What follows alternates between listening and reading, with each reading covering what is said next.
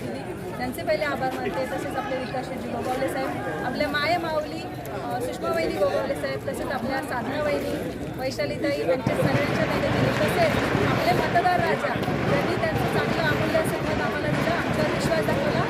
नक्कीच त्यांचे खूप खूप आभार, सर्वांचे आभार. आज आपल्या पत्नी निवडून गेलेल्या आहेत पंचायत समितीवरती. कशा मोठ्या प्रमाणात आपल्याला आव्हान देखील या मतदारसंघात पाहायला मिळत होतं. मात्र विकास गट आपल्याबरोबर असल्यामुळे आपल्याला हा मतदारसंघ कशा पद्धतीने गेला?